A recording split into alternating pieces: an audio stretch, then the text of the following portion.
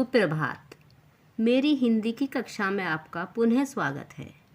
पाठ 16 चांद का कुर्ता की पिछली वीडियो में मैंने आपको कविता का वाचन करके बताया था और उसके भावार्थ को समझाया था। आज की वीडियो में हम उसी पाठ के शब्द अर्थ तथा प्रश्नोत्तर आदि सभी अभ्यास कार्य को समझकर पूरा करेंगे। कृपया ध्यान से देखिए। बच्चों, मैंने आपको पाठ 16 के कुछ शब्द अर्थ लिखकर बताए हैं। देखिए, वो इस प्रकार हैं। हठ, जिद, झिंगोला, पहनने का ढीला कपड़ा, ठिठुर ठिठुर कर, ठंड से कांप कांप कर, यात्रा, सफ़र, भाड़े का, किराए का, सलोने, सुंदर शब्द है ये बच्चे के लिए जो कि उसकी माँ ने कहा है। अंगुल, अंगूठे और छोटी अंगुली तक का नाप, रोज़, रोज़ाना या प्रतिदिन, बदन, शरीर। अब अभ्यास प्रश्नोत्तर जो कि आपकी कविता में से लिए गए हैं। प्रश्न नंबर 1, चांद ने किस चीज़ के लिए हठ की? उत्तर, चांद ने ऊन के मोटे झिंगोले के लिए हठ या जिद की। प्रश्न नंबर 2, माँ को किस बात का डर था? उत्तर, माँ को इस बात का डर था कि वह चांद को कभी भी एक नाप में नहीं देख पाती थी, क्योंकि वह कभी चौड़ा, कभी मोटा, किसी दिन बड़ा और किसी दिन छोटा हो जाता था। प्रश्न नंबर 3, जाड़े में चांद का क्या हाल होता है? उत्तर, जाड़े में चांद का बड़ा बुरा हाल होता है। वह रात भर जाड़े से मरता है और ठिठुरता हुआ किसी तरह से अपनी आसमान की यात्रा को पूरी करता है।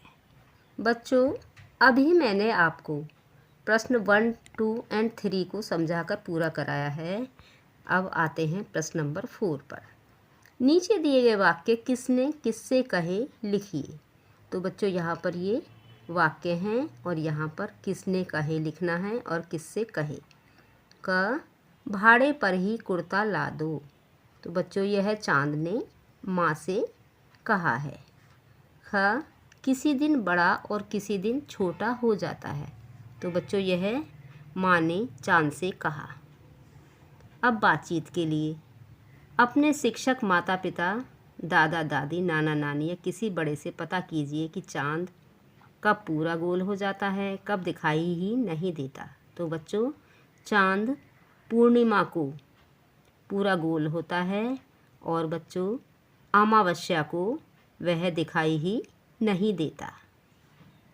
नंबर 2, कविता की किन पंक्तियों से पता चलता है कि कविता में सर्दी के मौसम की बात की गई है?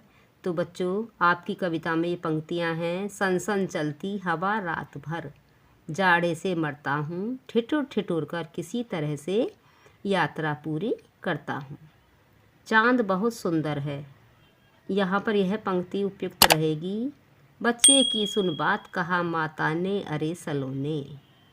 चांद का कोई एक नाप नहीं है, तो कभी एक अंगुल भर चौड़ा, कभी 1 फुट मोटा, बड़ा किसी दिन हो जाता है और किसी दिन छोटा। यहाँ पर यह पंक्ति सही रहेगी। अनुमान और कल्पना, अगर गर्मी होती तो चांद अपनी माँ से किस बात के लिए हठ करता और क्यों? बच्चों, यदि गर्मी होती तो चांद अपनी माँ से किसी सूती कुर्ते के लिए हठ करता, क्योंकि सूती कुर्ते में उसे गर्मी नहीं लगती। आप अपनी माँ से किस चीज़ की हठ करते हैं और क्यों? बच्चों, इस प्रश्न का उत्तर आपको स्वयं ही देना होगा, क्योंकि आपको ही पता है कि आप किस चीज़ के लिए हठ या जिद करते हैं। क्या सूरज की भी कोई मांग होती? तो बच्चों, इसको भी आप अपनी कल्पना से स्वयं लिखिए कि अपनी माँ से क्या मांग सकता था। अब भाषा की बात। नंबर 1, कविता में प्रयुक्त हुए कारक चिन्हों को शब्दों के साथ लिखिए। बच्चों, कारक चिन्हों से कर्ता का क्रिया से संबंध बताया जाता है। तो देखिए, ये कारक चिन्ह इस तरह से होते हैं, जैसे कि यहाँ पर उदाहरण दिया गया है।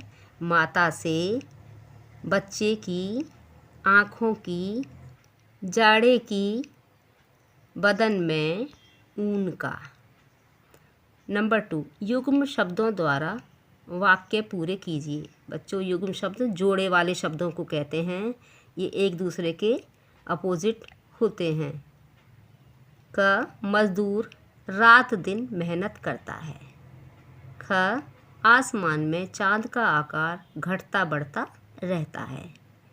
ग, पर्वतीय रास्ता ऊंचा नीचा होता है। घ, मेरे बस्ते में मोटी पतली सभी तरह की पुस्तकें हैं।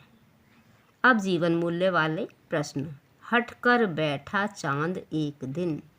इस कविता में चांद ने अपनी माँ से हट की। अब प्रश्न है, क्या आप भी अपने परिवार के सदस्यों से जिद करते हैं? तो बच्चों, इसका उत्तर होगा नहीं, हम अपने परिवार के सदस्यों से जिद नहीं करते। अब प्रश्न नंबर 2, क्या हट करना अच्छी आदत है? यदि हाँ तो क्यों, और नहीं तो क्यों?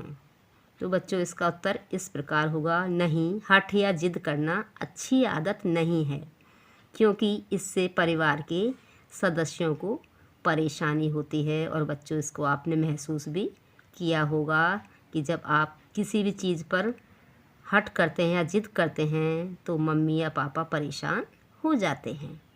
अब कुछ करने के लिए कवि रामधारी सिंह दिनकर की कोई अन्य बाल सुलभ कविता ढूंढकर लिखिए और कक्षा में सुनाइए।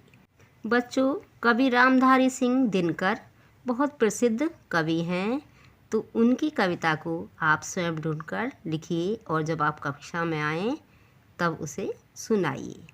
अब मैंने आपको सभी अभ्यास कार्य समझाकर पूरा करा दिया है।